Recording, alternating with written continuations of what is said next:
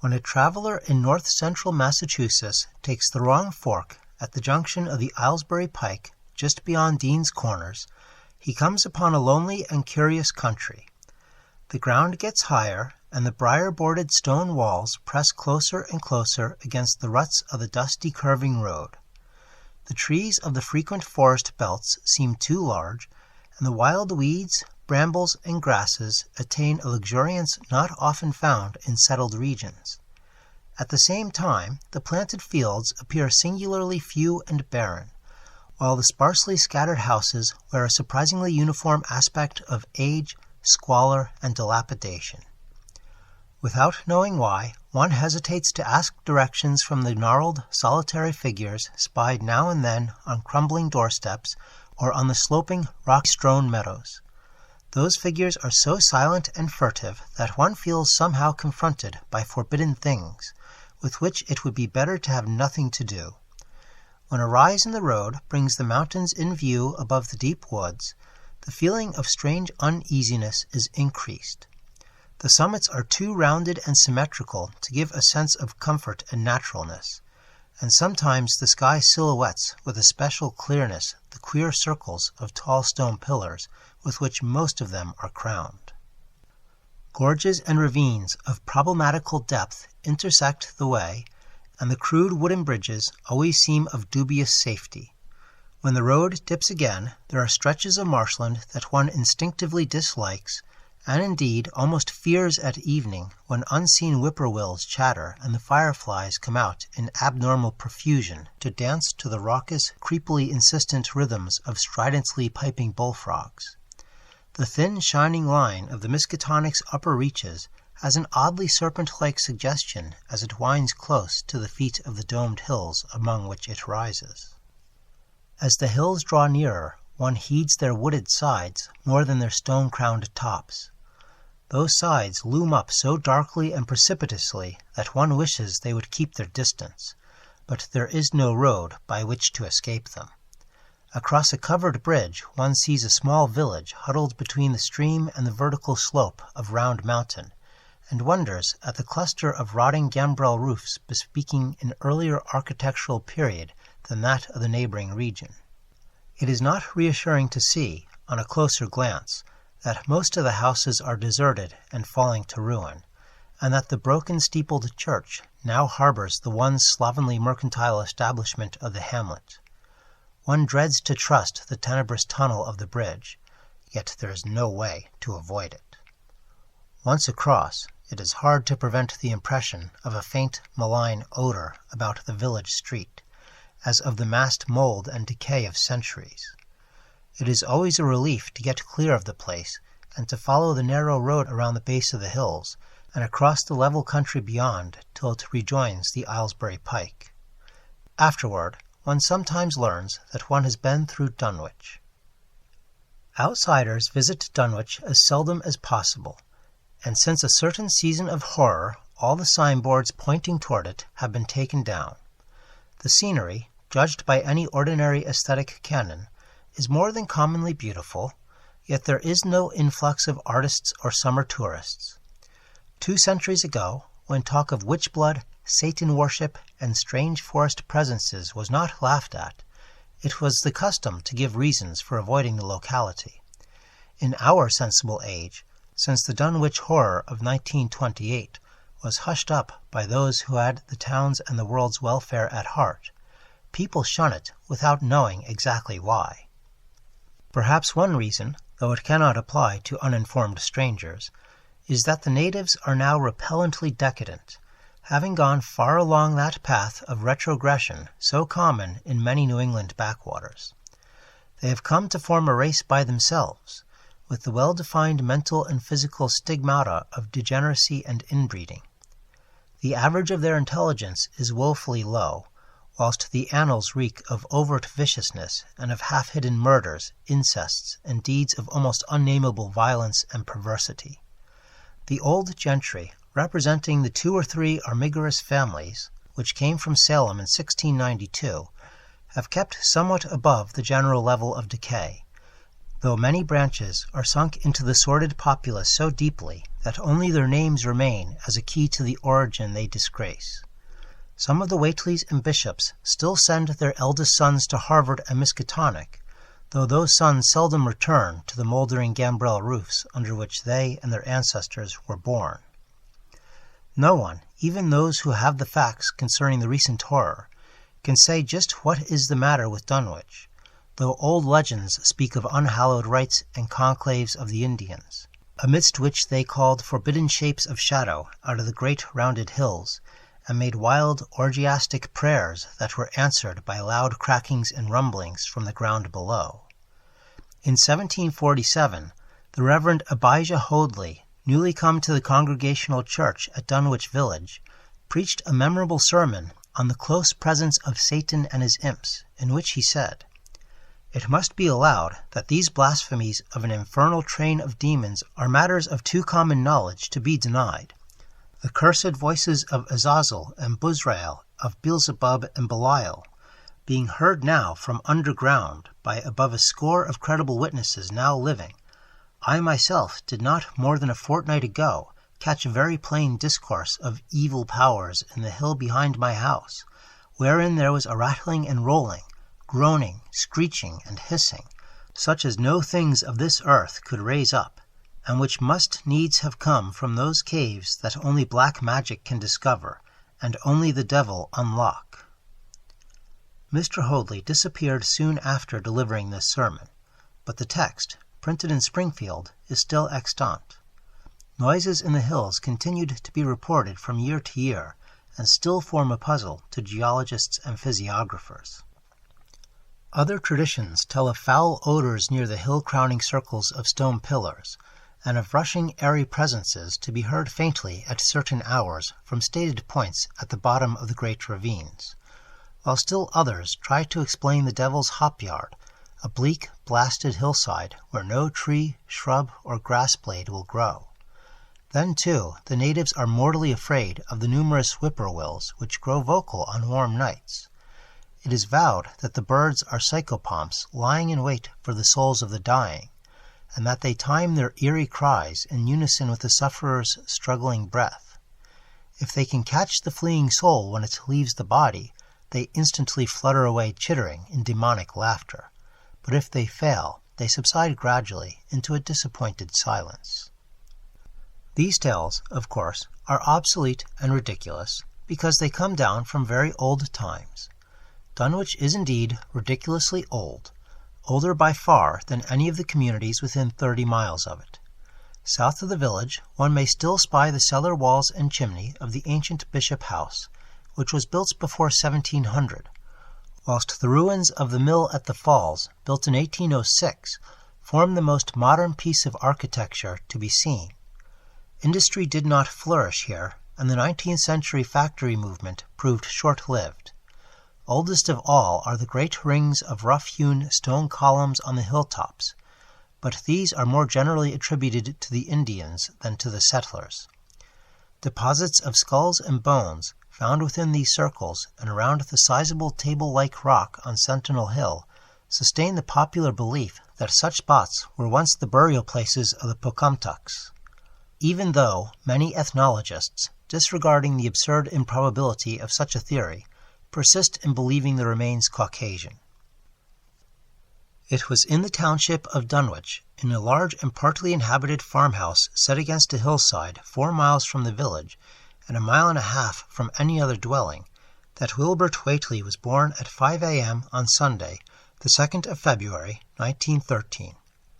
This date was recalled because it was Candlemas, which people in Dunwich curiously observe under another name, and because the noises in the hills had sounded, and all the dogs of the countryside had barked persistently throughout the night before. Less worthy of notice was the fact that the mother was one of the decadent Whateleys, a somewhat deformed, unattractive albino woman of 35, living with an aged and half-insane father about whom the most frightful tales of wizardry had been whispered in his youth. Lavinia Whately had no known husband, but according to the custom of the region, made no attempt to disavow the child, concerning the other side of whose ancestry the country folk might and did speculate as widely as they chose. On the contrary, she seemed strangely proud of the dark, goatish-looking infant who formed such a contrast to her own sickly and pink-eyed albinism, and was heard to mutter many curious prophecies about its unusual powers and tremendous future. Lavinia was one who would be apt to mutter such things, for she was a lone creature given to wandering amidst thunderstorms in the hills, and trying to read the great odorous books which her father had inherited through 2 centuries of Whateleys, and which were fast falling to pieces with age and wormholes. She had never been to school, but was filled with disjointed scraps of ancient lore that old Whateley had taught her. The remote farmhouse had always been feared because of old Whateley's reputation for black magic, and the unexplained death by violence of Mrs. Whateley when Lavinia was 12 years old had not helped to make the place popular. Isolated among strange influences, Lavinia was fond of wild and grandiose daydreams and singular occupations. Nor was her leisure much taken up by household cares in a home from which all standards of order and cleanliness had long since disappeared. There was a hideous screaming which echoed above even the hill noises and the dogs barking on the night Wilbur was born, but no known doctor or midwife presided at his coming. Neighbors knew nothing of him till a week afterward, when old Whateley drove his sleigh through the snow into Dunwich village and discoursed incoherently to a group of loungers at Osborne's general store. There seemed to be a change in the old man, an added element of furtiveness in the clouded brain which subtly transformed him from an object to a subject of fear, though he was not one to be perturbed by any common family event. Amidst it all he showed some trace of the pride later noticed in his daughter, and what he said of the child's paternity was remembered by many of his hearers years afterward. "I don't care what folks think. If Leaveney's boy looked like his pa, he wouldn't look like nothing you expect. You needn't think the only folks is the folks hereabouts. Leaveney's read some, and has seed some things that most you only tell about. I calculate her man is as good a husband as ye can find this side of Aylesbury. And if ye knowed as much about the hills as I do, ye wouldn't ask no better church wedding nor hearin'. Let me tell you suthin'. Some day you folks'll hear a child of Lavinia's a-callin' its father's name on the top of Sentinel Hill." The only persons who saw Wilbur during the first month of his life were old Zechariah Whateley of the undecayed Whateleys, and Earl Sawyer's common-law wife, Mamie Bishop. Mamie's visit was frankly one of curiosity, and her subsequent tales did justice to her observations. But Zechariah came to lead a pair of Alderney cows which old Whateley had bought of his son Curtis. This marked the beginning of a course of cattle buying on the part of small Wilbur's family which ended only in 1928, when the Dunwich Horror came and went. Yet at no time did the ramshackle Whateley barn seem overcrowded with livestock.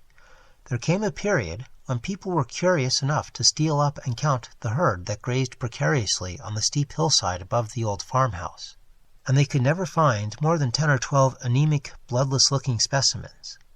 Evidently some blight or distemper, perhaps sprung from the unwholesome pasture or the diseased fungi and timbers of the filthy barn, caused a heavy mortality amongst the Whateley animals. Odd wounds or sores, having something of the aspect of incisions, seemed to afflict the visible cattle, and once or twice during the earlier months certain callers fancied they could discern similar sores about the throats of the grey, unshaven old man and his slatternly, crinkly-haired albino daughter. In the spring after Wilbur's birth, Lavinia resumed her customary rambles in the hills, bearing in her misproportioned arms the swarthy child. Public interest in the Whateleys subsided after most of the country folk had seen the baby, and no one bothered to comment on the swift development which the newcomer seemed every day to exhibit. Wilbur's growth was indeed phenomenal, for within 3 months of his birth he had attained the size and muscular power not usually found in infants under a full year of age. His motions and even his vocal sounds showed a restraint and deliberateness highly peculiar in an infant, and no one was really unprepared when, at 7 months, he began to walk unassisted, with falterings which another month was sufficient to remove. It was somewhat after this time, on Halloween, that a great blaze was seen at midnight on the top of Sentinel Hill, where the old table-like stone stands amidst its tumulus of ancient bones. Considerable talk was started when Silas Bishop, of the Undecayed Bishops, mentioned having seen the boy running sturdily up the hill ahead of his mother about an hour before the blaze was remarked. Silas was rounding up a stray heifer, but he nearly forgot his mission when he fleetingly spied the two figures in the dim light of his lantern. They darted almost noiselessly through the underbrush, and the astonished watcher seemed to think they were entirely unclothed. Afterward he could not be sure about the boy, who may have had some kind of fringed belt and a pair of dark trunks or trousers on. Wilbur was never subsequently seen alive and conscious without complete and tightly buttoned attire, the disarrangement or threatened disarrangement of which always seemed to fill him with anger and alarm. His contrast with his squalid mother and grandfather in this respect was thought very notable until the horror of 1928 suggested the most valid of reasons. The next January, gossips were mildly interested in the fact that Lavinia's black brat had commenced to talk, and at the age of only 11 months. His speech was somewhat remarkable, both because of its difference from the ordinary accents of the region, and because it displayed a freedom from infantile lisping of which many children of 3 or 4 might well be proud. The boy was not talkative, yet when he spoke, he seemed to reflect some elusive element wholly unpossessed by Dunwich and its denizens. The strangeness did not reside in what he said, or even in the simple idioms he used, but seemed vaguely linked with his intonation or with the internal organs that produced the spoken sounds. His facial aspect, too, was remarkable for its maturity, for though he shared his mother's and grandfather's chinlessness, his firm and precociously shaped nose united with the expression of his large, dark, almost Latin eyes to give him an air of quasi-adulthood and well-nigh preternatural intelligence. He was, however, exceedingly ugly, despite his appearance of brilliancy, there being something almost goatish or animalistic about his thick lip, large-pored, yellowish skin, coarse crinkly hair, and oddly elongated ears. He was soon disliked even more decidedly than his mother and grandsire, and all conjectures about him were spiced with references to the bygone magic of old Whately, and how the hills once shook when he shrieked the dreadful name of Yog-Sothoth in the midst of a circle of stones with a great book open in his arms before him. Dogs abhorred the boy, and he was always obliged to take various defensive measures against their barking menace. Meanwhile, old Whately continued to buy cattle without measurably increasing the size of his herd. He also cut timber and began to repair the unused parts of his house, a spacious, peaked-roofed affair whose rear end was buried entirely in the rocky hillside, and whose 3 least ruined ground-floor rooms had always been sufficient for himself and his daughter. There must have been prodigious reserves of strength in the old man to enable him to accomplish so much hard labor, and though he still babbled dementedly at times, his carpentry seemed to show the effects of sound calculation. It had already begun as soon as Wilbur was born, when one of the many tool-sheds had been put suddenly in order, clapboarded, and fitted with a stout fresh lock. Now, in restoring the abandoned upper story of the house, he was a no less thorough craftsman. His mania showed itself only in his tight boarding up of all the windows in the reclaimed section, though many declared that it was a crazy thing to bother with the reclamation at all. Less inexplicable was his fitting up of another downstairs room for his new grandson, a room which several callers saw, though no one was ever admitted to the closely boarded upper story. This chamber he lined with tall, firm shelving, along which he began gradually to arrange, in apparently careful order, all the rotting ancient books and parts of books which during his own day had been heaped promiscuously in odd corners of the various rooms. "I made some use of 'em," he would say, as he tried to mend a torn black letter page with paste prepared on the rusty kitchen stove, "but the boy's fittin' to make better use of 'em. He'd orter have 'em as well sot as he can, for they're goin' to be all of his learnin'." When Wilbur was a year and 7 months old, in September of 1914, his size and accomplishments were almost alarming. He had grown as large as a child of 4, and was a fluent and incredibly intelligent talker.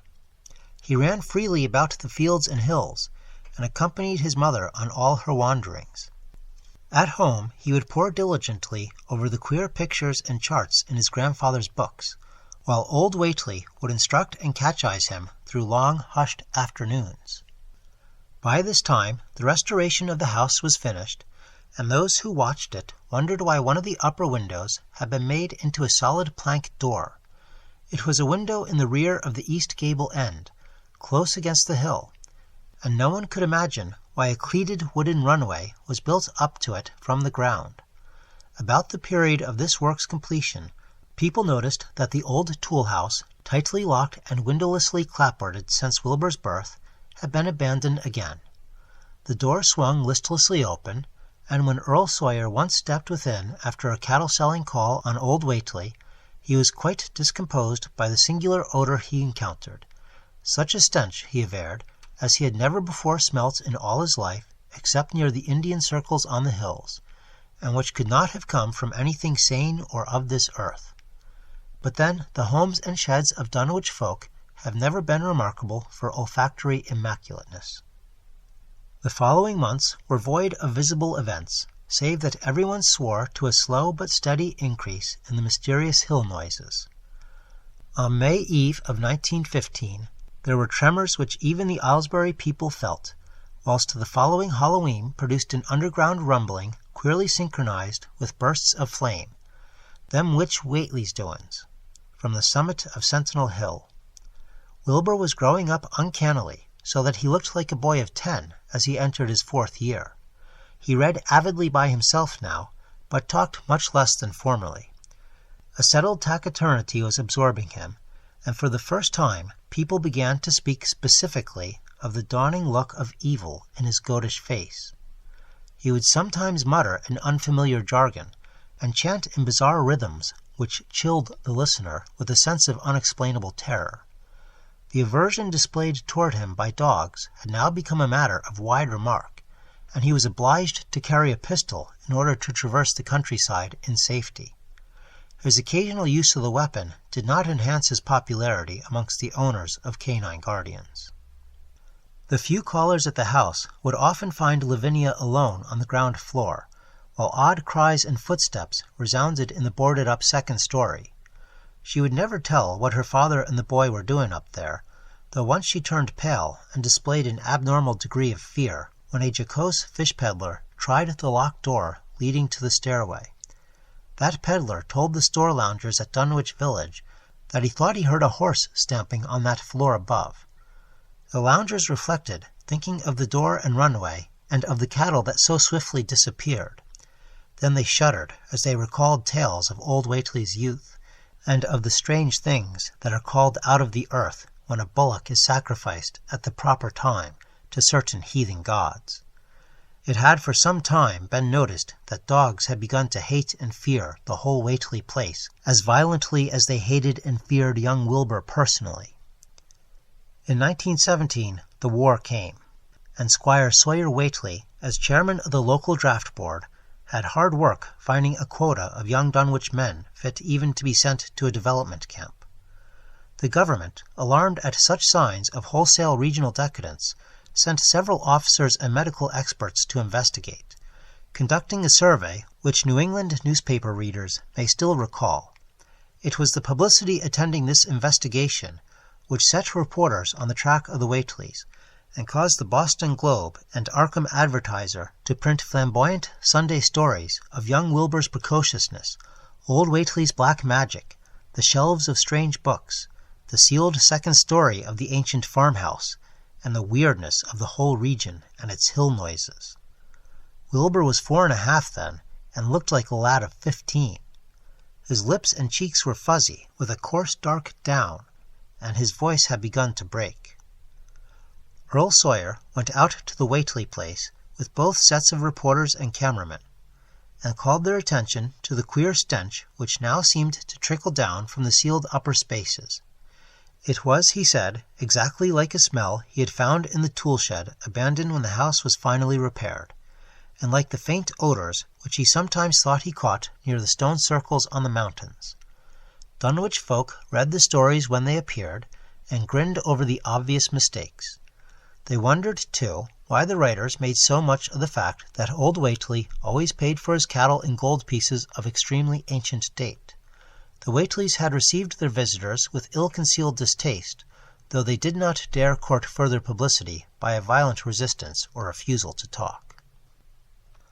For a decade, the annals of the Whateleys sink indistinguishably into the general life of a morbid community used to their queer ways and hardened to their May Eve and All Hallows orgies. Twice a year they would light fires on the top of Sentinel Hill, at which times the mountain rumblings would recur with greater and greater violence, while at all seasons there were strange and portentous doings at the lonely farmhouse. In the course of time, callers professed to hear sounds in the sealed upper story, even when all the family were downstairs, and they wondered how swiftly or how lingeringly a cow or bullock was usually sacrificed. There was talk of a complaint to the Society for the Prevention of Cruelty to Animals, but nothing ever came of it, since Dunwich folk are never anxious to call the outside world's attention to themselves. About 1923, when Wilbur was a boy of 10, whose mind, voice, stature, and bearded face gave all the impressions of maturity, a second great siege of carpentry went on at the old house.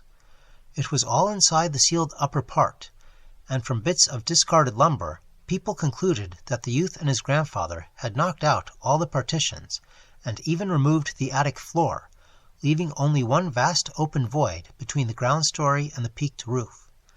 They had torn down the great central chimney, too, and fitted the rusty range with a flimsy outside tin stovepipe. In the spring after this event, old Whately noticed the growing number of whippoorwills that would come out of the Cold Spring Glen to chirp under his window at night. He seemed to regard the circumstance as one of great significance, and told the loungers at Osborne's that he thought his time had almost come. "They whistle just in tune with my breathing now," he said, "and I guess they're getting ready to catch my soul. They know it's a-going out, and they don't calculate to miss it. You'll know, boys, after I'm gone, whether they get me or not. Ef they do, they'll keep up a-singing and laughing till break o' day. If they don't, they'll kinder quiet down like. I expect them and the souls they hunts for have some pretty tough tussles sometimes." On Lammas night, 1924, Dr. Houghton of Aylesbury was hastily summoned by Wilbur Whately, who had lashed his one remaining horse through the darkness and telephoned from Osborne's in the village. He found old Whately in a very grave state, with a cardiac action and stertorous breathing that told of an end not far off. The shapeless albino daughter and oddly bearded grandson stood by the bedside, whilst from the vacant abyss overhead there came a disquieting suggestion of rhythmical surging or lapping, as of the waves on some level beach. The doctor, though, was chiefly disturbed by the chattering night birds outside, a seemingly limitless legion of whippoorwills that cried their endless message in repetitions timed diabolically to the wheezing gasps of the dying man. It was uncanny and unnatural, too much, thought Dr. Houghton, like the whole of the region he had entered so reluctantly in response to the urgent call. Toward 1 o'clock, old Whately gained consciousness and interrupted his wheezing to choke out a few words to his grandson. "More space, Willie, more space soon. You grows, and that grows faster. It'll be ready to sarve you soon, boy. Open up the gates to yog-sothoth with the long chant that you'll find on page 751 of the complete edition, and then put a match to the prison. Fire from earth can't burn it nohow." He was obviously quite mad. After a pause, during which the flock of whippoorwills outside adjusted their cries to the altered tempo, while some indications of the strange hill noises came from afar off, he added another sentence or two. "Feed it reg'lar, Willie, and mind the quantity, but don't let it grow too fast for the place, for if it busts quarters or gets out afore ye opens to yog-sothoth, it's all over and no use. Only them from beyont can make it multiply and work. Only them, the old uns as wants to come back." But speech gave place to gasps again, and Lavinia screamed at the way the whippoorwills followed the change. It was the same for more than an hour when the final throaty rattle came. Dr. Houghton drew shrunken lids over the glazing gray eyes as the tumult of birds faded imperceptibly to silence. Lavinia sobbed, but Wilbur only chuckled, whilst the hill noises rumbled faintly. "They didn't get him," he muttered in his heavy bass voice. Wilbur was by this time a scholar of really tremendous erudition in his one-sided way, and was quietly known by correspondence to many librarians in distant places where rare and forbidden books of old days are kept. He was more and more hated and dreaded around Dunwich because of certain youthful disappearances which suspicion laid vaguely at his door, but was always able to silence inquiry through fear or through use of that fund of old-time gold which still, as in his grandfather's time, went forth regularly and increasingly for cattle buying. He was now tremendously mature of aspect, and his height, having reached the normal adult limit, seemed inclined to wax beyond that figure. In 1925, when a scholarly correspondent from Miskatonic University called upon him one day, and departed pale and puzzled, he was fully 6 3/4 feet tall. Through all the years, Wilbur had treated his half-deformed albino mother with a growing contempt, finally forbidding her to go to the hills with him on May Eve and Hollow Mass, and in 1926 the poor creature complained to Mammy Bishop of being afraid of him. "There's more about him as I knows than I can tell you, Mammy," she said, "and nowadays there's more nor what I know myself. I vow afore God I don't know what he wants nor what he's trying to do."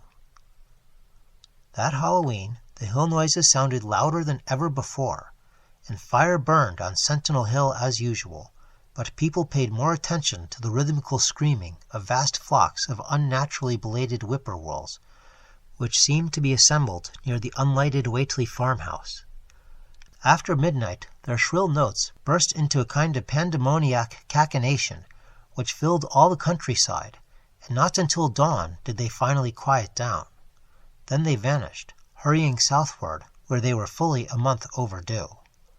What this meant no one could quite be certain till later. None of the country folk seemed to have died, but poor Lavinia Whately, the twisted albino, was never seen again. In the summer of 1927, Wilbur repaired 2 sheds in the farmyard and began moving his books and effects out to them. Soon afterward, Earl Sawyer told the loungers at Osborne's that more carpentry was going on in the Whately farmhouse. Wilbur was closing all the doors and windows on the ground floor, and seemed to be taking out partitions as he and his grandfather had done upstairs 4 years before. He was living in one of the sheds, and Sawyer thought he seemed unusually worried and tremulous. People generally suspected him of knowing something about his mother's disappearance, and very few ever approached his neighborhood now.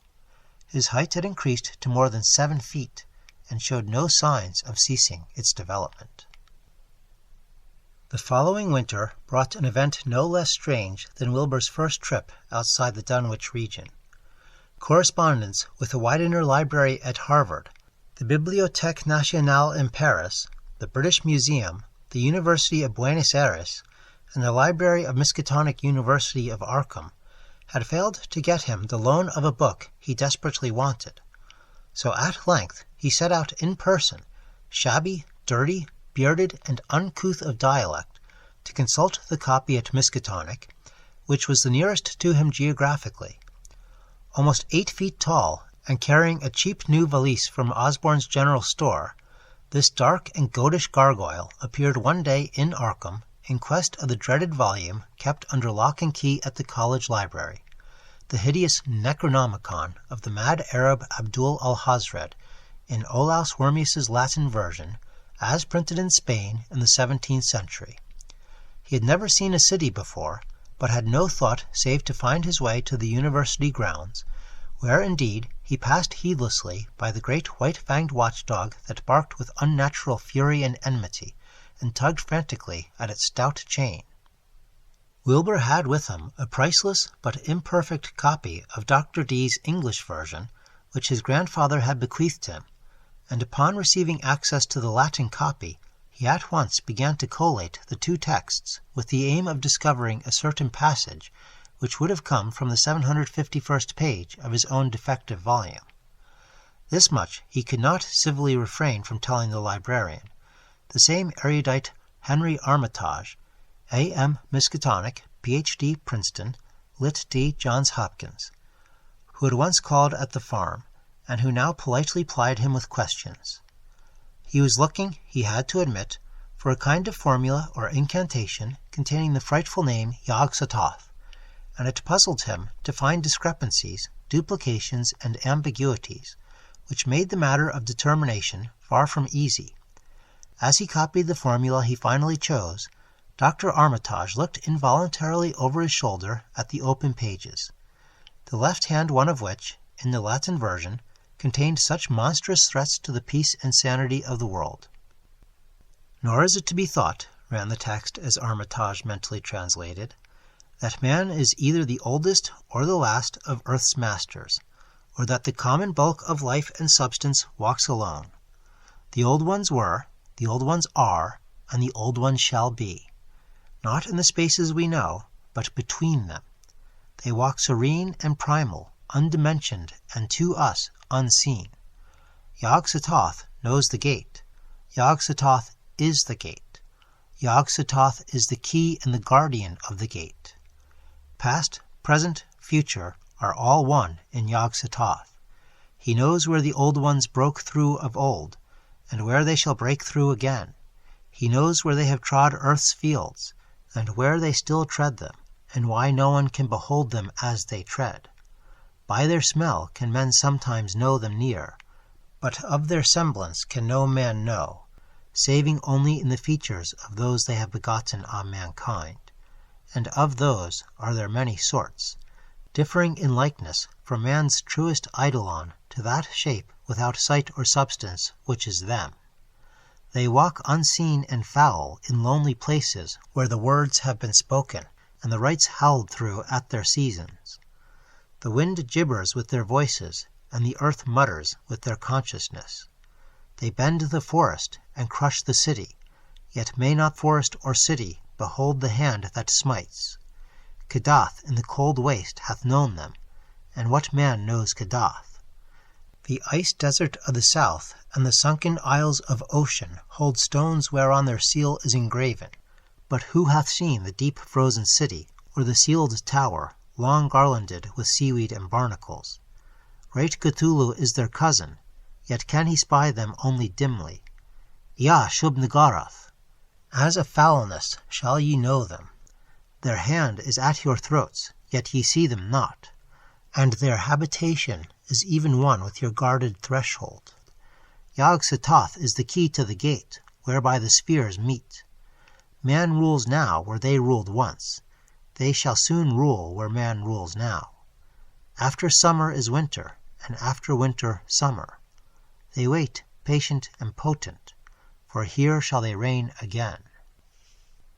Dr. Armitage, associating what he was reading with what he had heard of Dunwich and its brooding presences, and of Wilbert Whately and his dim, hideous aura that stretched from a dubious birth to a cloud of probable matricide, felt a wave of fright as tangible as a draught of the tomb's cold clamminess.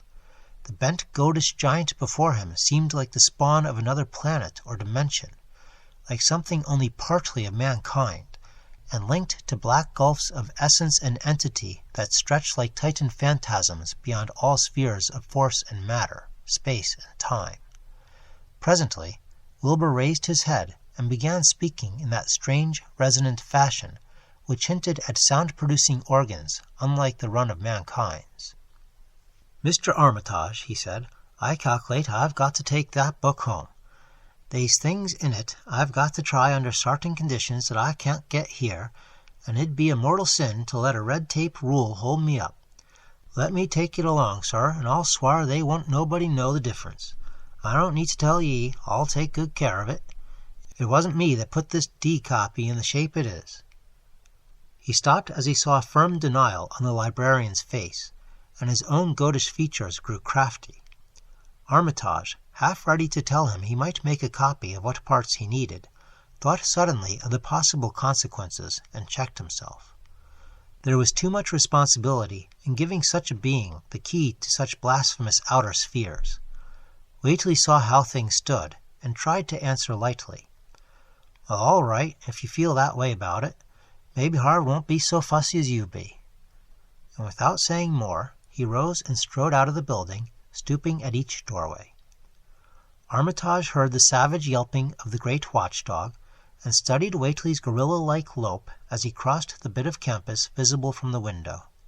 He thought of the wild tales he had heard, and recalled the old Sunday stories in the Advertiser. These things and the lore he had picked up from Dunwich rustics and villagers during his one visit there. Unseen things, not of earth, or at least not of tridimensional earth, rushed fetid and horrible through New England's glens and brooded obscenely at the mountain tops. Of this he had long felt certain. Now he seemed to sense the close presence of some terrible part of the intruding horror, and to glimpse a hellish advance in the black dominion of the ancient and once passive nightmare. He locked away the Necronomicon with a shudder of disgust, but the room still reeked with an unholy and unidentifiable stench. "As a foulness shall ye know them," he quoted. Yes, the odor was the same as that which had sickened him at the Whately farmhouse less than 3 years before. He thought of Wilbur, goatish and ominous, once again, and laughed mockingly at the village rumors of his parentage. "Inbreeding," Armitage muttered half aloud to himself. "Great God, what simpletons! Show them Arthur Machen's great god Pan, and they'll think it a common Dunwich scandal. But what thing, what cursed shapeless influence, on or off this three-dimensional earth, was Wilbur Whately's father, born on Candlemas, 9 months after May Eve of 1912, when the talk about the queer earth noises reached clear to Arkham? What walked on the mountains that May night? What rude horror fastened itself on the world in half-human flesh and blood? During the ensuing weeks, Dr. Armitage set about to collect all possible data on Wilbur Whately and the formless presence round Dunwich. He got in communication with Dr. Houghton of Aylesbury, who had attended old Whately in his last illness, and found much to ponder over in the grandfather's last words as quoted by the physician. A visit to Dunwich village failed to bring out much that was new, but a close survey of the Necronomicon, and those parts which Wilbur had sought so avidly, seemed to supply new and terrible clues to the nature, methods, and desires of the strange evil so vaguely threatening this planet. Talks with several students of archaic lore in Boston, and letters to many others elsewhere, gave him a growing amazement which passed slowly through varied degrees of alarm to a state of really acute spiritual fear. As the summer drew on, he felt dimly that something ought to be done about the lurking terrors of the upper Miskatonic Valley, and about the monstrous being known to the human world as Wilbur Whately. The Dunwich Horror itself came between Lammas and the equinox in 1928, and Dr. Armitage was among those who witnessed its monstrous prologue. He had heard, meanwhile, of Whately's grotesque trip to Cambridge, and of his frantic efforts to borrow or copy from the Necronomicon at the Widener Library. Those efforts had been in vain, since Armitage had issued warnings of the keenest intensity to all librarians having charge of the dreaded volume. Wilbur had been shockingly nervous at Cambridge, anxious for the book, yet almost equally anxious to get home again, as if he feared the results of being away long. Early in August, the half-expected outcome developed, and in the small hours of the 3rd, Dr. Armitage was awakened suddenly by the wild, fierce cries of the savage watchdog on the college campus. Deep and terrible, the snarling, half-mad growls and barks continued, always in mounting volume, but with hideously significant pauses. Then there rang out a scream from a wholly different throat, such a scream as roused half the sleepers of Arkham and haunted their dreams ever afterward. Such a scream as could come from no being born of earth or wholly of earth. Armitage, hastening into some clothing and rushing across the street and lawn to the college buildings, saw that others were ahead of him, and heard the echoes of a burglar alarm still shrilling from the library. An open window showed black and gaping in the moonlight. What had come had indeed completed its entrance, for the barking and the screaming, now fast fading into a mixed low growling and moaning, proceeded unmistakably from within. Some instinct warned Armitage that what was taking place was not a thing for unfortified eyes to see, so he brushed back the crowd with authority as he unlocked the vestibule door. Among the others he saw Professor Warren Rice and Dr. Francis Morgan, men to whom he had told some of his conjectures and misgivings. and these two he motioned to accompany him inside. The inward sounds, except for the watchful droning whine from the dog, had by this time quite subsided, but Armitage now perceived with a sudden start that a loud chorus of whippoorwills among the shrubbery had commenced a damnably rhythmical piping, as if in unison with the last breaths of a dying man.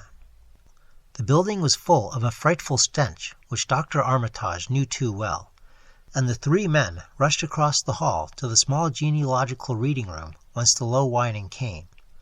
For a second nobody dared to turn on the light. Then Armitage summoned up his courage and snapped the switch. One of the three, it is not certain which, shrieked aloud at what sprawled before them among disordered tables and overturned chairs. Professor Rice declares that he wholly lost consciousness for an instant, though he did not stumble or fall. The thing that lay half bent on its side in a fetid pool of greenish-yellow ichor and tarry stickiness was almost 9 feet tall, and the dog had torn off all the clothing and some of the skin. It was not quite dead, but twitched silently and spasmodically, while its chest heaved in monstrous unison with the mad piping of the expectant whippoorwills outside. Bits of shoe leather and fragments of apparel were scattered about the room, and just inside the window an empty canvas sack lay where it had evidently been thrown. Near the central desk a revolver had fallen, a dented but undischarged cartridge later explaining why it had not been fired. The thing itself, however, crowded out all other images at the time. It would be trite and not wholly accurate to say that no human pen could describe it, but one may properly say that it could not be vividly visualized by anyone whose ideas of aspect and contour are too closely bound up with the common life forms of this planet and of the 3 known dimensions. It was partly human, beyond a doubt, with very manlike hands and head, and the goatish, chinless face had the stamp of the Whateleys upon it. But the torso and lower parts of the body were teratologically fabulous, so that only generous clothing could ever have enabled it to walk on earth unchallenged and uneradicated. Above the waist it was semi-anthropomorphic, though its chest, where the dog's rending paws still rested watchfully, had the leathery, reticulated hide of a crocodile or alligator. The back was piebald with yellow and black, and dimly suggested the squamous covering of certain snakes. Below the waist, though, it was the worst, for here all human resemblance left off and sheer fantasy began. The skin was thickly covered with coarse black fur, and from the abdomen a score of long greenish-gray tentacles with red sucking mouths protruded limply. Their arrangement was odd, and seemed to follow the symmetries of some cosmic geometry unknown to Earth or the solar system. On each of the hips, deep set in a kind of pinkish ciliated orbit, was what seemed to be a rudimentary eye, whilst in lieu of a tail there depended a kind of trunk or feeler with purple annular markings, and with many evidences of being an undeveloped mouth or throat. The limbs, save for their black fur, roughly resembled the hind legs of prehistoric Earth's giant saurians, and terminated in ridgy-veined pads that were neither hooves nor claws. When the thing breathed, its tail and tentacles rhythmically changed color, as if from some circulatory cause normal to the non-human side of its ancestry. In the tentacles, this was observed as a deepening of the greenish tinge, whilst in the tail it was manifest as a yellowish appearance which alternated with a sickly grayish-white in the spaces between the purple rings. Of genuine blood there was none, only the fetid greenish-yellow ichor which trickled along the painted floor beyond the radius of the stickiness, and left a curious discoloration behind it. As the presence of the 3 men seemed to rouse the dying thing, it began to mumble without turning or raising its head. Dr. Armitage made no written record of its mouthings, but asserts confidently that nothing in English was uttered. At first the syllables defied all correlation with any speech of earth, but towards the last there came some disjointed fragments, evidently taken from the Necronomicon, that monstrous blasphemy in quest of which the thing had perished. The fragments, as Armitage recalled them, ran something like Nagai, Naga, Gaha, Bog shagog, yaha, yog-sothoth, yog-sothoth. They trailed off into nothingness as the whippoorwills shrieked in rhythmical crescendos of unholy anticipation. Then came a halt in the gasping, and the dog raised its head in a long lugubrious howl. A change came over the yellow goatish face of the prostrate thing, and the great black eyes fell in appallingly. Outside the window, the shrilling of the whippoorwills had suddenly ceased, and above the murmurs of the gathering crowd there came the sound of a panic-struck whirring and fluttering. Against the moon vast clouds of feathery watchers rose and raced from sight, frantic at that which they had sought for prey. All at once the dog started up abruptly, gave a frightened bark, and leaped nervously out of the window by which it had entered. A cry rose from the crowd, and Dr. Armitage shouted to the men outside that no one must be admitted till the police or medical examiner came. He was thankful that the windows were just too high to permit of peering in, and drew the dark curtains carefully down over each one.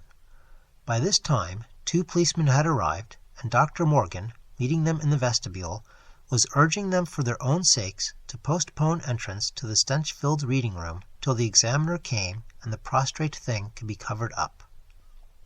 Meanwhile, frightful changes were taking place on the floor. One need not describe the kind and rate of shrinkage and disintegration that occurred before the eyes of Dr. Armitage and Professor Rice, but it is permissible to say that, aside from the external appearance of face and hands, the really human element in Wilbur Whately must have been very small. When the medical examiner came, there was only a sticky whitish mass on the painted boards, and the monstrous odor had nearly disappeared. Apparently Whately had no skull or bony skeleton, at least in any true or stable sense. He had taken somewhat after his unknown father. Yet all of this was only the prologue of the actual Dunwich Horror. Formalities were gone through by bewildered officials, abnormal details were duly kept from press and public, and men were sent to Dunwich and Aylesbury to look up property and notify any who might be heirs of the late Wilbur Whately. They found the countryside in great agitation, both because of the growing rumblings beneath the domed hills, and because of the unwonted stench and the surging, lapping sounds which came increasingly from the great empty shell formed by Whately's boarded-up farmhouse. Earl Sawyer, who tended the horse and cattle during Wilbur's absence, had developed a woefully acute case of nerves. The officials devised excuses not to enter the noisome boarded place, and were glad to confine their survey of the deceased's living quarters, the newly mended sheds, to a single visit. They filed a ponderous report at the courthouse in Aylesbury, and litigations concerning heirship are said to still be in progress amongst the innumerable Whateleys, decayed and undecayed, of the upper Miskatonic Valley. An almost interminable manuscript in strange characters, written in a huge ledger and adjudged a sort of diary because of the spacing and the variations in ink and penmanship, presented a baffling puzzle to those who found it on the old bureau which served as its owner's desk. After a week of debate, it was sent to Miskatonic University, together with the deceased's collection of strange books, for study and possible translation. But even the best linguists soon saw that it was not likely to be unriddled with ease. No trace of the ancient gold with which Wilbur and old Whately always paid their debts has yet been discovered. It was in the dark of September 9th that the horror broke loose. The hill noises had been very pronounced during the evening, and dogs barked frantically all night. Early risers on the 10th noticed a peculiar stench in the air. About 7 o'clock, Luther Brown, the hired boy at George Corey's, between Cold Spring Glen and the village, rushed frenziedly back from his morning trip to 10-acre meadow with the cows. He was almost convulsed with fright as he stumbled into the kitchen, and in the yard outside the no less frightened herd were pawing and lowing pitifully, having followed the boy back in the panic they shared with him. Between gasps, Luther tried to stammer out his tale to Mrs. Corey. "Up thar in the road beyont the glen, Miss Corey. They's somethin' been thar. It smells like thunder, and all the bushes and little trees is pushed back from the road like they'd a house been moved along of it. And that ain't the worst, nother. They's prints in the road, Miss Corey, great round prints as big as barrel heads, all sunk down deep like an elephant to been along. Only they's a sight more nor 4 feet could make. I looked at 1 or 2 afore I run, and I see every one was covered with lines spreading out from one place, like as if big palm leaf fans, twice to 3 times big as any they is, had been pounded down into the road. And the smell was awful, like what it is around Wizard Whately's old house." Here he faltered, and seemed to shiver afresh with the fright that had sent him flying home. Mrs. Corey, unable to extract more information, began telephoning the neighbors, thus starting on its rounds the overture of panic that heralded the major terrors. When she got Sally Sawyer, housekeeper at Seth Bishop's, the nearest place to Whately's, it became her turn to listen instead of transmit, for Sally's boy Chauncey, who slept poorly, had been up on the hill toward Whately's, and had dashed back in terror after one look at the place and the pasturage where Mr. Bishop's cows had been left out all night. "Yes, Miss Corey," came Sally's tremulous voice over the party wire. "Chauncey he just come back postin' and couldn't to talk for being scart. He says old Whately's house is all blowed up, with all the timbers scattered round like they'd been dynamite inside. Only the bottom floor ain't through, but is all covered with the kind of tar-like stuff that smells awful and drips down off the edges onto the ground where the side timbers is blown away. And they's awful kind of marks in the yard, too, great round marks bigger round than a hog's head, and all sticky with stuff like is on the blowed-up house. Chauncey he says they leads off into the medders, where a great swarth wider than the barn is matted down, and all the stone walls tumbled every which way wherever it goes. And he says he, Miss Corey, as how he sought to look for Seth's cows, frightened as he was, and found 'em in the upper pasture nigh the Devil's Hop yard in an awful shape. Half of 'em's clean gone, and nigh half of them that's left is sucked most o' dry blood, with sores on 'em like they's been on Whately's cow ever since Lavinia's black brat was born. Seth he's gone out now to look at 'em, though I'll vow he won't care to get very near Wizard Whately's. Chauncey didn't look careful to see where the big matted down swarth led after it left the pasturage, but he says he thinks it pointed toward the glen road to the village. I tell you, Miss Corey, there's something abroad that hadn't oughter be abroad, and I for one think that Black Wilbur Whately, as come to the bad end he desarved, is at the bottom of the breeding of it. He wasn't all human hisself, I always says to everybody, and I think he and old Whately must have raised something in that thar nailed-up house as ain't even so human as he was. There's always been unseen things round Dunwich, living things, as ain't human and ain't good for human folks. The ground was a-talking last night, and towards morning, Chauncey he heard the whippoorwill so loud in Call Spring Glen he couldn't sleep none. Then he thought he heard another faint-like sound over towards Wizard Whately's, a kind of ripping or tearing of wood like some big box or crate was being opened for off.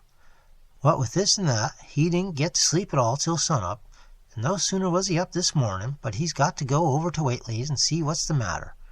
He see enough, I tell you, Miss Corey. This don't mean no good, and I think as all the men folk ought to get up a party and do something. I know something awful's about, and feel my time is nigh, though only God knows just what it is. Did your Luther take account of where them big tracks led to? No? Well, Miss Corey, if they was on the Glen road this side of the glen, and ain't got to your house yet, I calculate they must go into the glen itself. They would do that. I always say Call Spring Glen ain't no healthy nor decent place. The whippoorwills and fireflies there never did act like they was craters of God, and they's them as says ye can hear strange things a-rushin' and a-talk in the air down thar if ye stand in the right place between the Rock Falls and Bear's Den. By that noon, fully 3/4 of the men and boys of Dunwich were trooping over the roads and meadows between the new-made Whately ruins and Cold Spring Glen, examining in horror the vast monstrous prints, the maimed bishop cattle, and strange noisome wreck of the farmhouse, and the bruised, matted vegetation of the fields and roadsides. Whatever had burst loose upon the world had assuredly gone down into the great sinister ravine, for all the trees on the banks were bent and broken, and a great avenue had been gouged in the precipice-hanging underbrush. It was as though a house, launched by an avalanche, had slid down through the tangled growths of an almost vertical slope. From below no sound came, but only a distant, undefinable fetor. It was not to be wondered at that the men preferred to stay on the edge and argue, rather than descend and beard the unknown cyclopean horror in its lair. 3 dogs that were with the party had barked furiously at first, but seemed cowed and reluctant when near the glen. Someone telephoned the news to the Aylesbury Transcript, but the editor, accustomed to wild tales from Dunwich, did no more than concoct a humorous paragraph about it, an item soon afterward reproduced by the Associated Press. That night everyone went home, and every house and barn was barricaded as stoutly as possible. Needless to say, no cattle were allowed to remain in open pasturage. About 2 a.m, a frightful stench and the savage barking of the dogs awakened the household at Elmer Fry's, on the eastern edge of Cold Spring Glen, and all agreed that they could hear a sort of muffled swishing or lapping sound from somewhere outside. Mrs. Fry proposed telephoning the neighbors, and Elmer was about to agree when the noise of splintering wood burst in upon their deliberations. It came apparently from the barn, and was quickly followed by a hideous screaming and stamping amongst the cattle. The dogs slavered and crouched close to the feet of their fear-numbed family. Fry lit a lantern through force of habit, but knew it would be death to go out into that black farmyard. The children and the womenfolk whimpered, kept from screaming by some obscure, vestigial instinct of defense which told them their lives depended on silence. At last the noise of the cattle subsided to a pitiful moaning, and a great snapping, crashing, and crackling ensued. The Frys huddled together in the sitting-room, did not dare to move until the last echoes died away far down in Cold Spring Glen. Then, amidst the dismal moans from the stable and the demonic piping of late whippoorwills in the glen, Selina Fry tottered to the telephone and spread what news she could of the second phase of the horror.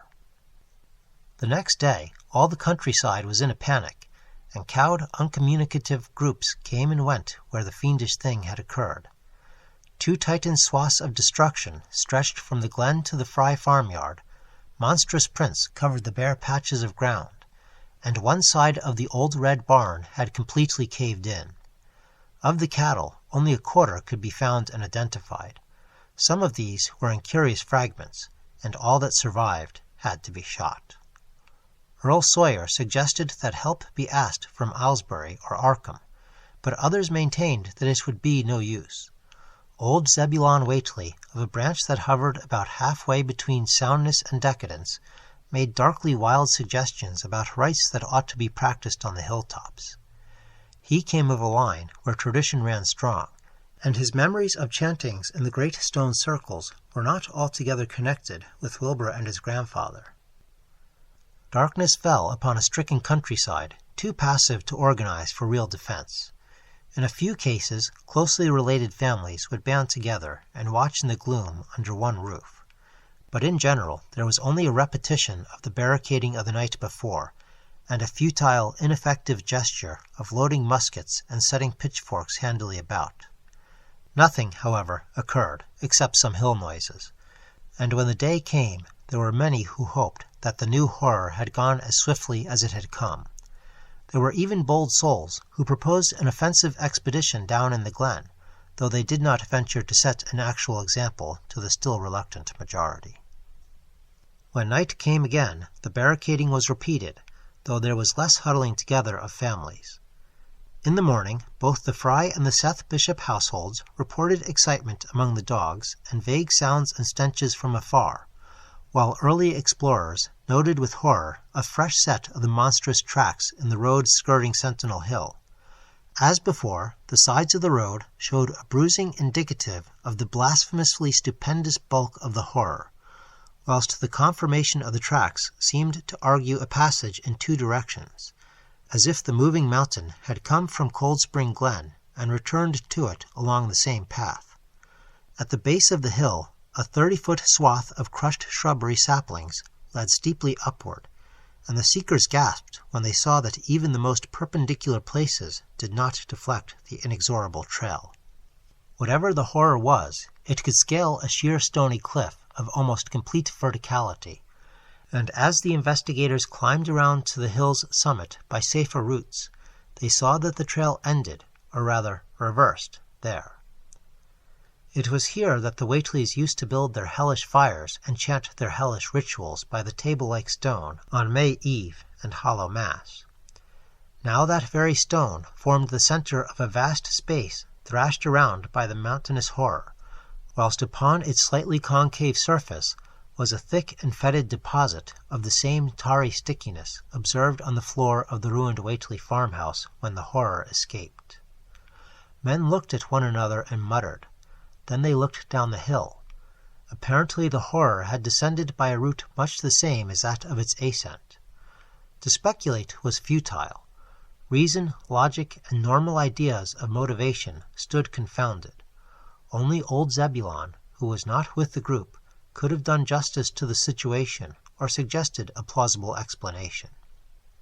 Thursday night began much like the others, but it ended less happily. The whippoorwills in the glen had screamed with such unusual persistence that many could not sleep, and about 3 a.m. all the party telephones rang tremulously. Those who took down the receivers heard a fright-mad voice shriek out, "Help! Oh, my God!" and some thought a crashing sound followed the breaking off of the exclamation. There was nothing more. No one dared do anything, and no one knew till morning whence the call came. Then those who had heard it called everyone on the line, and found only that the Frys did not reply. The truth appeared an hour later, when a hastily assembled group of armed men trudged out to the Fry place at the head of the glen. It was horrible, yet hardly a surprise. There were more swaths and monstrous prints, but there was no longer any house.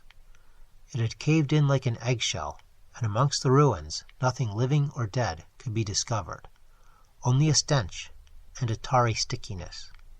The Elmer Frys had been erased from Dunwich. In the meantime, a quieter yet even more spiritually poignant phase of the horror had been blackly unwinding itself behind the closed door of a shelf-lined room in Arkham. The curious manuscript record, or diary, of Wilbur Whately, delivered to Miskatonic University for translation, had caused much worry and bafflement among the experts in languages, both ancient and modern. Its very alphabet, notwithstanding a general resemblance to the heavily shaded Arabic used in Mesopotamia, being absolutely unknown to any available authority. The final conclusion of the linguists was that the text represented an artificial alphabet, giving the effect of a cipher, though none of the usual methods of cryptographic solution seemed to furnish any clue, even when applied on the basis of every tongue the writer might conceivably have used. The ancient books taken from Whately's quarters, while absorbingly interesting and in several cases promising to open up new and terrible lines of research among philosophers and men of science, were of no assistance whatever in this matter. One of them, a heavy tome with an iron clasp, was in another unknown alphabet, this one of a very different cast, and resembling Sanskrit more than anything else. The old ledger was at length given wholly into the charge of Dr. Armitage, both because of his peculiar interest in the Whately matter, and because of his wide linguistic learning and skill in the mystical formulae of antiquity and the Middle Ages. Armitage had an idea that the alphabet might be something esoterically used by certain forbidden cults which have come down from old times, and which have inherited many forms and traditions from the wizards of the Saracenic world. That question, however, he did not deem vital, since it would be unnecessary to know the origin of the symbols if, as he suspected, they were used as a cipher in a modern language. It was his belief that, considering the great amount of text involved, the writer would scarcely have wished the trouble of using another speech than his own, save perhaps in certain special formulae and incantations. Accordingly, he attacked the manuscript with the preliminary assumption that the bulk of it was in English. Dr. Armitage knew, from the repeated failures of his colleagues, that the riddle was a deep and complex one, and that no simple mode of solution could merit even a trial. All through late August he fortified himself with the massed lore of cryptography, drawing upon the fullest resources of his own library, and waiting night after night amidst the arcana of Trithemius's Polygraphia, Giambattista Porta's De Furtivis Literarum Notus, De Visionaires Traita de Chiffre, Falconer's Cryptomenesis Patrefacta, Davies and Thickness's 18th century treatises, and such fairly modern authorities as Blair, von Marten, and Kluber's Cryptographic. He interspersed his study of the books with attacks on the manuscript itself, and in time became convinced that he had to deal with one of those subtlest and most ingenious of cryptograms, in which many separate lists of corresponding letters are arranged like the multiplication table, and the message built up with arbitrary key words known only to the initiated. The older authorities seemed rather more helpful than the newer ones, and Armitage concluded that the code of the manuscript was one of great antiquity, no doubt handed down through a long line of mystical experimenters. Several times he seemed near daylight, only to be set back by some unforeseen obstacle. Then, as September approached, the clouds began to clear. Certain letters, as used in certain parts of the manuscript, emerged definitely and unmistakably, and it became obvious that the text was indeed in English. On the evening of September 2nd, the last major barrier gave way, and Dr. Armitage read for the first time a continuous passage of Wilbur Whately's Annals. It was, in truth, a diary, as all had thought, and it was couched in a style clearly showing the mixed occult erudition and the general illiteracy of the strange being who wrote it. Almost the first long passage that Armitage deciphered, an entry dated November 26, 1916, proved highly startling and disquieting. It was written, he remembered, by a child of 3.5, who looked like a lad of 12 or 13. Today learned the Aklo for the Sabaoth, it ran, which did not like, it being answerable from the hill and not from the air. That upstairs more ahead of me than I thought it would be, and is not like to have much earth brain. Shot Elam Hutchins' collie Jack when he went to bite me, and Elam says he would kill me if he dast. I guess he won't. Grandfather kept me saying the dough formula last night, and I think I saw the inner city at the 2 magnetic poles. I shall go to those poles when the earth is cleared off, if I can't break through with the dough-na formula when I commit it. They from the air told me at Sabbat that it will be years before I can clear off the earth, and I guess Grandfather will be dead then, so I shall have to learn all the angles of the planes and all the formula between the and the Hnger. They from outside will help, but they cannot take body without human blood. The upstairs looks like it will have the right cast. I can see it a little when I make the Vorish sign or blow the powder of Ibn Ghazi at it, and it is near like them at May Eve on the hill. The other face may wear off some. I wonder how I shall look when the earth is cleared, and there are no earth beings on it. He that came with the Aklo Sabaoth said I may be transfigured, there being much of outside to work on. Morning found Dr. Armitage in a cold sweat of terror, and a frenzy of wakeful concentration. He had not left the manuscript all night, but sat at his table under the electric light, turning page after page, with shaking hands, as fast as he could decipher the cryptic text. He had nervously telephoned his wife he would not be home, and when she brought him a breakfast from the house, he could scarcely dispose of a mouthful. All that day he read on, now and then halted maddeningly as a reapplication of the complex key became necessary. Lunch and dinner were brought him, but he ate only the smallest fraction of either. Toward the middle of the next night he drowsed off in his chair, but soon woke out of a tangle of nightmares almost as hideous as the truths and menaces to mankind's existence that he had uncovered. On the morning of September 4th, Professor Rice and Dr. Morgan insisted on seeing him for a while, and departed trembling and ashen gray. That evening he went to bed, but slept only fitfully. Wednesday, the next day, he was back at the manuscript, and began to take copious notes both from the current sections and from those he had already deciphered. In the small hours of that night he slept a little in an easy-chair in his office, but was at the manuscript again before dawn. Some time before noon, his physician, Dr. Hartwell, called to see him and insisted that he cease work. He refused, intimating that it was of the most vital importance for him to complete the reading of the diary, and promising an explanation in due course of time. That evening, just as twilight fell, he finished his terrible perusal and sank back exhausted. His wife, bringing him dinner, found him in a half-comatose state, but he was conscious enough to warn her off with a sharp cry when he saw her eyes wander toward the notes he had taken. Weakly rising, he gathered up the scribbled papers and sealed them all in a great envelope, which he immediately placed in his inside coat pocket. He had sufficient strength to get home, but was so clearly in need of medical aid that Dr. Hartwell was summoned at once. As the doctor put him to bed, he could only mutter over and over again, "But what in God's name can we do?" Dr. Armitage slept, but was partly delirious the next day. He made no explanations to Hartwell, but in his calmer moments spoke of the imperative need of a long conference with Rice and Morgan.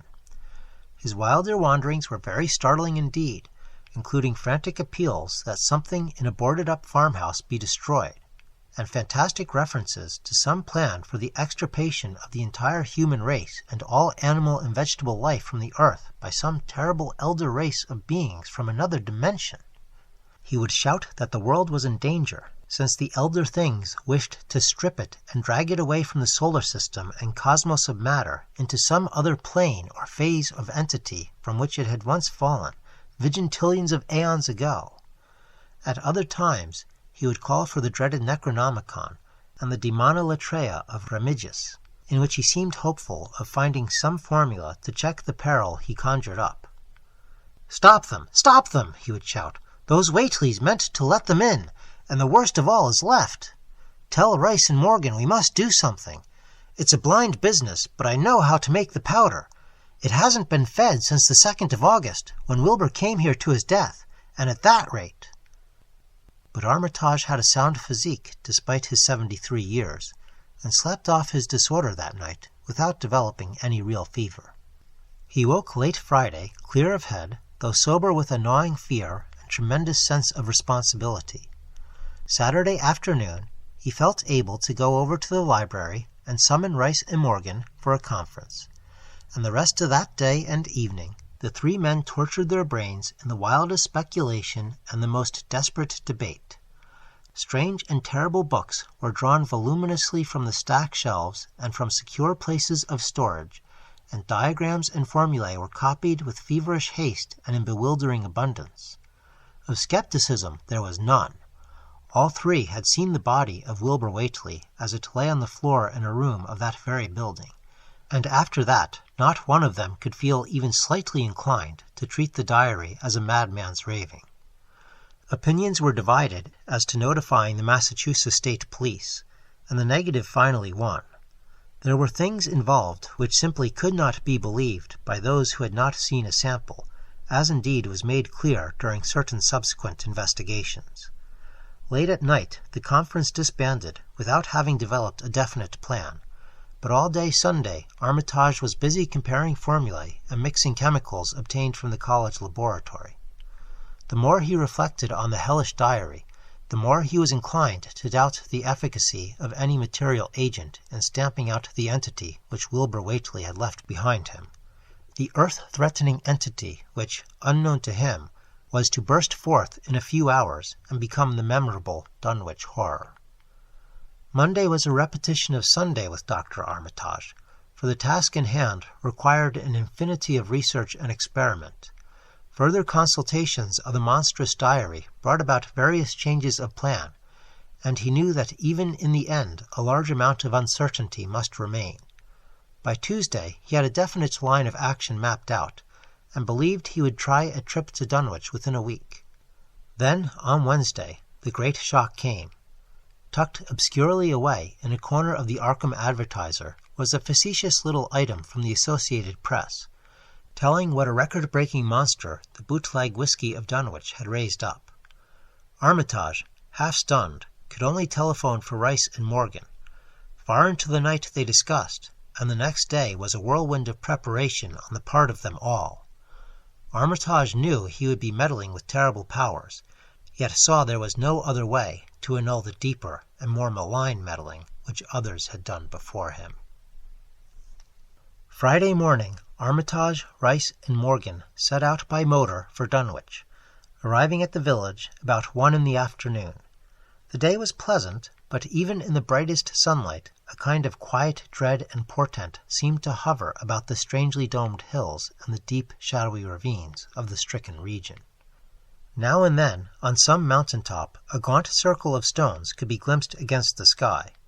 From the air of hushed fright at Osborne's store, they knew that something hideous had happened, and soon learned of the annihilation of the Elmer Fry house and family. Throughout that afternoon they rode around Dunwich, questioning the natives concerning all that had occurred, and seeing for themselves with rising pangs of horror the drear Fry ruins with their lingering traces of the tarry stickiness, the blasphemous tracks in the Fry yard, the wounded Seth Bishop cattle, and the enormous swaths of disturbed vegetation in various places.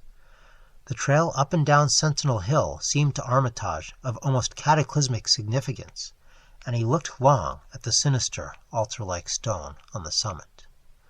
At length the visitors, apprised of a party of state police which had come from Aylesbury that morning in response to the first telephone reports of the Fry tragedy, decided to seek out the officers and compare notes as far as practicable. This, however, they found more easily planned than performed, since no sign of the party could be found in any direction. There had been 5 of them in a car, but now the car stood empty near the ruins in the Fry yard.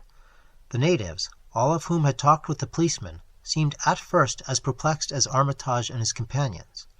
Then old Sam Hutchins thought of something and turned pale, nudging Fred Farr and pointing to the dank, deep hollow that yawned close by.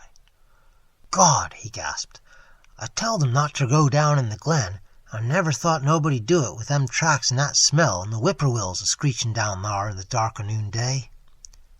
A cold shudder ran through natives and visitors alike, and every ear seemed strained in a kind of instinctive, unconscious listening. Armitage, now that he had actually come upon the horror and its monstrous work, trembled with the responsibility he felt to be his. Night would soon fall, and it was then that the mountainous blasphemy lumbered upon its eldritch course. Negotium preambulans in tenebris.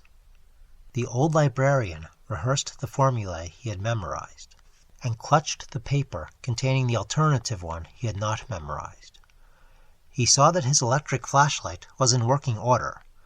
Rice, beside him, took from a valise a metal sprayer of the sort used in combating insects, whilst Morgan uncased the big game rifle on which he relied, despite his colleagues' warnings that no material weapon would be of help. Armitage, having read the hideous diary, knew painfully well what kind of a manifestation to expect, but he did not add to the fright of the Dunwich people by giving any hints or clues. He hoped that it might be conquered without any revelation to the world of the monstrous thing it had escaped. As the shadows gathered, the natives commenced to disperse homeward, anxious to bar themselves indoors, despite the present evidence that all human locks and bolts were useless, before a force that could bend trees and crush houses when it chose. They shook their heads at the visitors' plan to stand guard at the Fry ruins near the glen, and as they left, had little expectancy of ever seeing the watchers again. There were rumblings under the hills that night, and the whippoorwills piped threateningly. Once in a while a wind, sweeping out of the cold spring glen, would bring a touch of ineffable fetor to the heavy night air, such a fetor as all 3 of the watchers had smelled once before, when they stood above a dying thing that had passed for 15 years and a half as a human being. But the looked-for terror did not appear. Whatever was down there in the glen was biding its time, and Armitage told his colleagues it would be suicidal to try to attack it in the dark. Morning came wanly, and the night sounds ceased. It was a grey, bleak day, with now and then a drizzle of rain, and heavier clouds seemed to be piling themselves up beyond the hills to the northwest. The men from Arkham were undecided what to do. Seeking shelter from an increasing rainfall beneath one of the few undestroyed Fry outbuildings, they debated the wisdom of waiting or of taking the aggressive and going down into the glen in quest of their nameless, monstrous quarry. The downpour waxed in heaviness, and distant peals of thunder sounded from far horizons. Sheet lightning shimmered, and then a forky bolt flashed near at hand, as if descending into the accursed glen itself. The sky grew very dark, and the watchers hoped that the storm would prove a short, sharp one, followed by clear weather. It was still gruesomely dark when, not much over an hour later, a confused babble of voices sounded down the road. Another moment brought to view a frightened group of more than a dozen men, running, shouting, and even whimpering hysterically. Someone in the lead began sobbing out words, and the Arkham men started violently when those words developed a coherent form. "Oh, my God," the voice choked out. "It's a-going again, and this time by day. It's out and a-moving this very minute, and only the Lord knows when it'll be on us all." The speaker panted into silence, but another took up his message. "Nigh on an hour ago, Zeb Whately here heard the phone a-ringing, and it was Miss Corey, George's wife, that lives down by the junction. She says the hired boy Luther was out driving in the cows from the storm after the big bolt, when he see all the trees a-bending at the mouth of the glen, opposite side to this, and smelt the same awful smell like he smelt when he found the big tracks last Monday morning. And she says that he says they was a swishing, lapping sound, more nor like what the bending trees and bushes could make, and all on a sudden, the trees all along the road begun to get pushed to one side, and they was awful stomping and splashing in the mud. But mind ye, Luther he didn't see nothing at all, only just the bending trees and underbrush. Then fur ahead, where Bishop Brook goes under the road, he heard awful creaking and straining on the bridge, and says he could tell the sound of the wood is starting to crack and split. And all the whiles he had never see a thing, only them trees and bushes a-bending. And when the swishing sound got very far off, on the road towards Wizard Whatley's on Sentinel Hill, Luther he had the guts to step up to where he'd heard it first and look at the ground. It was all mud and water, and the sky was dark, and the rain was wiping out all tracks about as fast as could be. But beginning at the glen mouth, where the trees had moved, there was still some of them awful prints big as barrels like he seen Monday." At this point, the first excited speaker interrupted. "But that ain't the trouble now. That was only the start. Zeb here was calling folks up, and everybody was a-listening in when a call from Seth Bishop's cut in. His housekeeper Sally was carrying on fit to kill. She just seed the trees a-bending beside the road, and said there was a kind of mushy sound, like an elephant puffing and treading a-heading for the house. Then she up and spoke sudden of a fearful smell, and says her boy Chauncey was a-screaming as how it was just like what he smelt up to the Whatley ruins Monday morning, and the dogs was all barking and whining awful.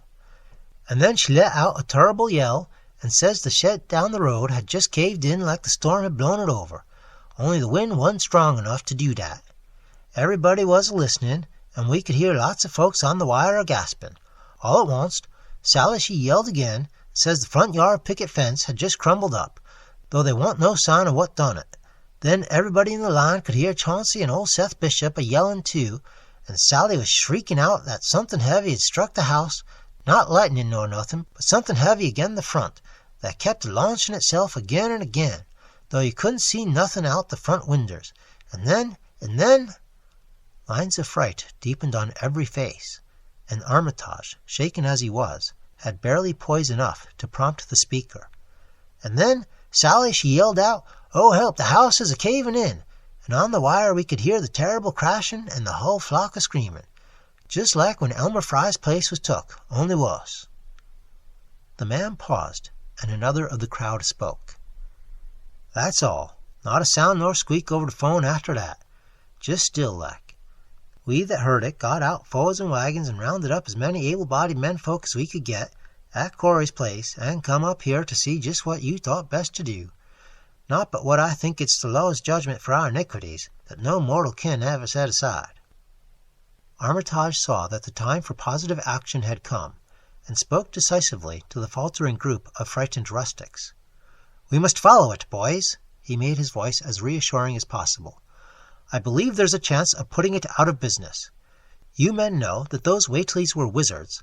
Well, this thing is a thing of wizardry, and must be put down by the same means.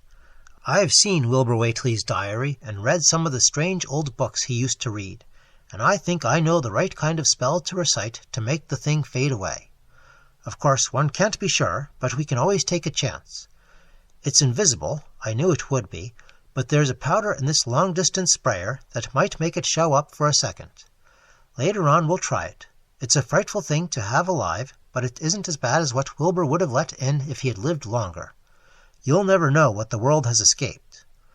Now we've only this one thing to fight, and it can't multiply. It can, though, do a lot of harm, so we mustn't hesitate to rid the community of it. We must follow it, and the way to begin is to go to the place that has just been wrecked. Let somebody lead the way. I don't know your roads very well, but I've an idea there might be a shorter cut across lots. How about it?" The men shuffled about a moment, and then Earl Sawyer spoke softly, pointing with a grimy finger through the steadily lessening rain. "I guess you can get to Seth Bishop's quickest by cutting across the lower meadow here, wading the brook at the low place, and climbing through Carrier's mowing and the timber lot beyond. That comes out on the upper road mighty nigh Seth's. I'll lead her to the other side." Armitage, with Rice and Morgan, started to walk in the direction indicated, and most of the natives followed slowly. The sky was growing lighter, and there were signs that the storm had worn itself away. When Armitage inadvertently took a wrong turn, Joe Osborne warned him and walked ahead to show the right one. Courage and confidence were mounting, though the twilight of the almost perpendicular wooded hill which lay toward the end of their shortcut, and among whose fantastic ancient trees they had to scramble as if up a ladder, put these qualities to a severe test. At length they emerged on a muddy road to find the sun coming out. They were a little beyond the Seth Bishop place, but bent trees and hideously unmistakable tracks showed what had passed by. Only a few moments were consumed in surveying the ruins just around the bend. It was the Fry incident all over again, and nothing dead or living was found in either of the collapsed shells which had been the Bishop house and the barn. No one cared to remain there amidst the stench and tarry stickiness, but all turned instinctively to the line of horrible prints leading on toward the wrecked Whately farmhouse and the altar-crowned slopes of Sentinel Hill. As the men passed the site of Wilbur Whately's abode, they shuddered visibly, and seemed again to mix hesitancy with their zeal. It was no joke tracking down something as big as a house that one could not see, but that had all the vicious malevolence of a demon. Opposite the base of Sentinel Hill, the tracks left the road, and there was a fresh bending and matting visible along the broad swath marking the monster's former route to and from the summit. Armitage produced a pocket telescope of considerable power and scanned the steep green side of the hill.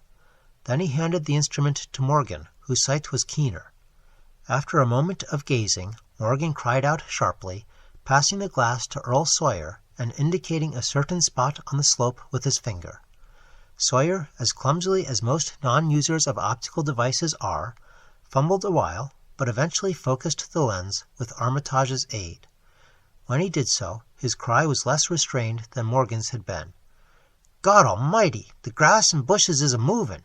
It's going up, slow-like, creepin' up to the top of this minute. Heaven only knows what fur." Then the germ of panic seemed to spread among the seekers. It was one thing to chase the nameless entity, but quite another to find it. Spells might be all right, but suppose they weren't? Voices began questioning Armitage about what he knew of the thing, and no reply seemed quite to satisfy. Everyone seemed to feel himself in close proximity to phases of nature and of being utterly forbidden and wholly outside the sane experience of mankind. In the end, the three men from Arkham, old, white-bearded Dr. Armitage, stocky, iron-gray Professor Rice, and lean, youngish Dr. Morgan, ascended the mountain alone. After much patient instruction regarding its focus and use, they left the telescope with the frightened group that remained in the road, and as they climbed they were watched closely by those among whom the glass was passed around.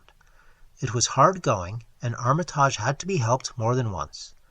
High above the toiling group, the great swath trembled as its hellish maker repassed with snail-like deliberateness. Then it was obvious that the pursuers were gaining. Curtis Whately, of the undecayed branch, was holding the telescope when the Arkham party detoured radically from the swath. He told the crowd that the men were evidently trying to get to a subordinate peak which overlooked the swath at a point considerably ahead of where the shrubbery was now bending. This, indeed, proved to be true, and the party were seen to gain the minor elevation only a short time after the invisible blasphemy had passed it. Then Wesley Corey, who had taken the glass, cried out that Armitage was adjusting the sprayer which Rice held, and that something must be about to happen. The crowd stirred uneasily, recalling that this sprayer was expected to give the unseen horror a moment of visibility. 2 or 3 men shut their eyes, but Curtis Whately snatched back the telescope and strained his vision to the utmost. He saw that Rice, from the party's point of vantage above and behind the entity, had an excellent chance of spreading the potent powder with marvelous effect. Those without the telescope saw only an instant's flash of gray cloud, a cloud about the size of a moderately large building near the top of the mountain. Curtis, who had held the instrument, dropped it with a piercing shriek into the ankle-deep mud of the road. He reeled and would have crumpled to the ground had not 2 or 3 others seized and steadied him. All he could do was moan half inaudibly, "Oh, great God, that... There was a pandemonium of questioning, but only Henry Wheeler thought to rescue the fallen telescope and wipe it clean of mud. Curtis was past all coherence, and even isolated replies were almost too much for him. "Bigger'n a barn, all made of squirmin' ropes. Whole thing sort of shaped like a hen's egg, bigger'n anything, with dozens of legs like hogsheads that half shut up when they step. Nothing solid about it, all jelly-like, and made of separate wrigglin' ropes pushed close together. Great bulgin' eyes all over it, 10 or 20 mouths or trunks a-stickin' out all along the sides, big as stovepipes, and all tossin' and openin' and shuttin', all gray with kind of blue or purple rings. And God in heaven, that half face on top!" The final memory, whatever it was, proved too much for poor Curtis, and he collapsed completely before he could say more. Fred Farr and Will Hutchins carried him to the roadside and laid him on the damp grass. Henry Wheeler, trembling, turned the rescued telescope on the mountain to see what he might. Through the lenses were discernible 3 tiny figures, apparently running toward the summit as fast as the steep incline allowed. Only these, nothing more. Then everyone noticed a strangely unreasonable noise in the deep valley behind, and even in the underbrush of Sentinel Hill itself. It was the piping of unnumbered whippoorwills, and in their shrill chorus there seemed to lurk a note of tense and evil expectancy. Earl Sawyer now took the telescope and reported the 3 figures as standing on the topmost ridge, virtually level with the altar stone, but at a considerable distance from it. One figure, he said, seemed to be raising its hands above its head at rhythmic intervals, and as Sawyer mentioned the circumstance, the crowd seemed to hear a faint, half-musical sound from the distance, as if a loud chant were accompanying the gestures. The weird silhouette of that remote peak must have been a spectacle of infinite grotesqueness and impressiveness, but no observer was in a mood for aesthetic appreciation. "I guess he's saying the spell," whispered Wheeler, as he snatched back the telescope. The whippoorwills were piping wildly, and in a singularly curious, irregular rhythm, quite unlike that of the visible ritual.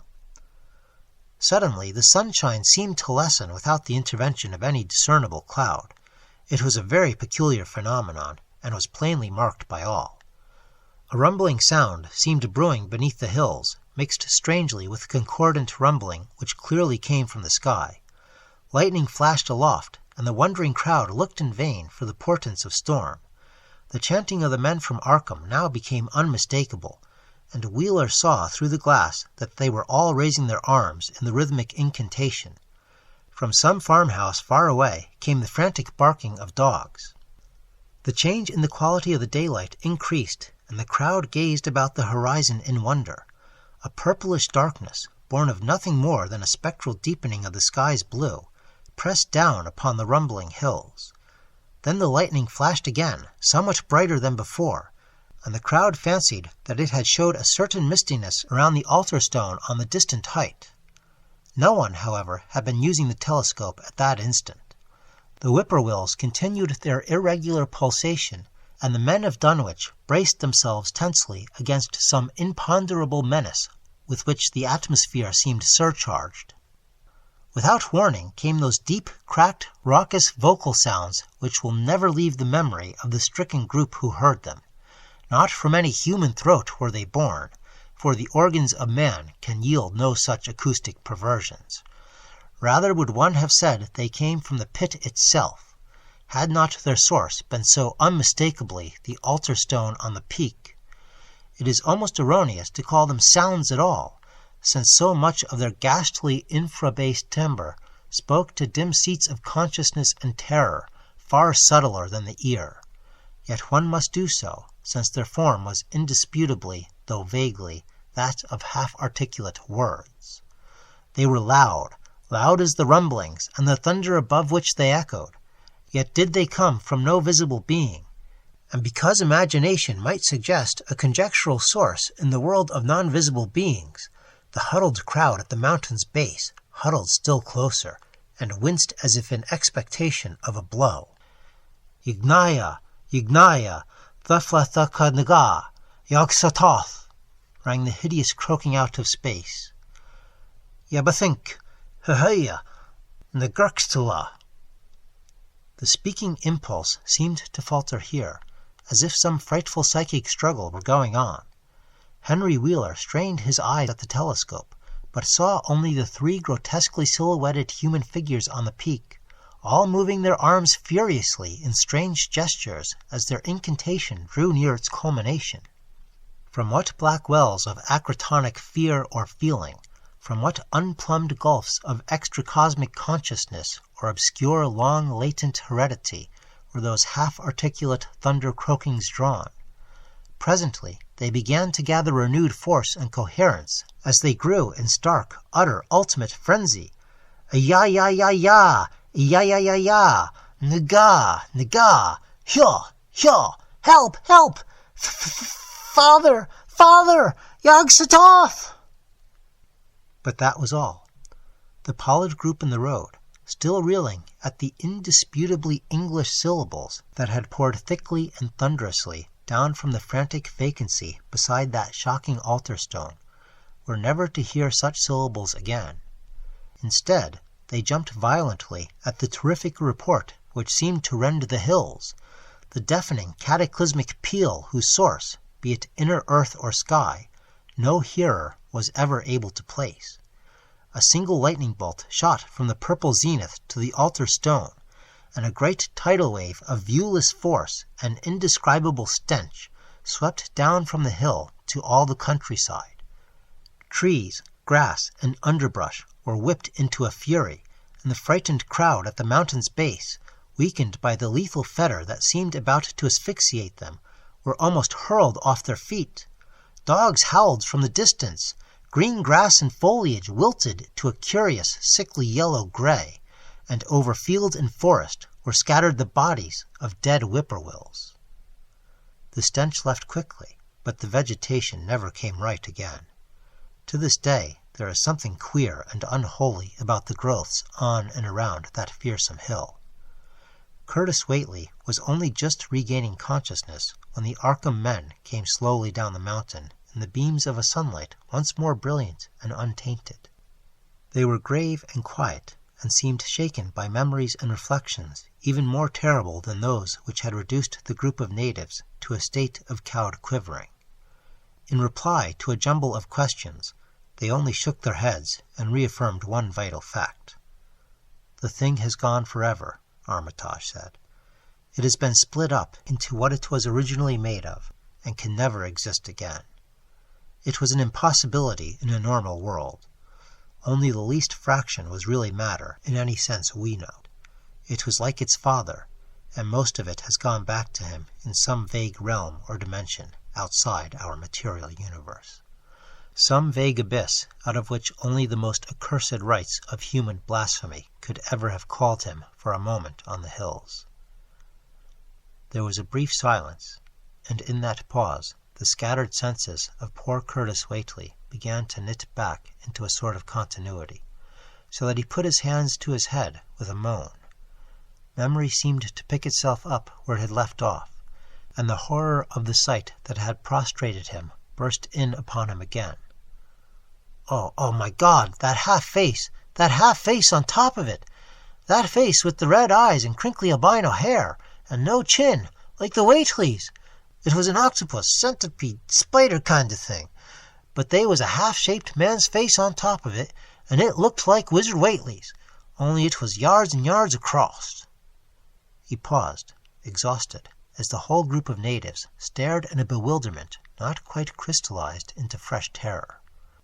Only old Zebulon Whately, who wanderingly remembered ancient things, but who had been silent heretofore, spoke aloud.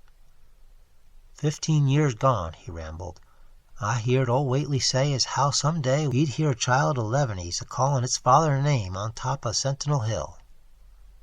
But Joe Osborne interrupted him to question the Arkham men anew. "What was it anyhow, and however did young Wizard Whately call it out of the air it come from?" Armitage chose his words very carefully. "It was mostly a kind of force that doesn't belong in our part of space. A kind of force that acts and grows and shapes itself by other laws than those of our sort of nature. We have no business calling in such things from outside, and only very wicked people and very wicked cults ever try to. There was some of it in Wilbur Whately himself, enough to make a devil and a precocious monster of him, and to make his passing out a pretty terrible sight.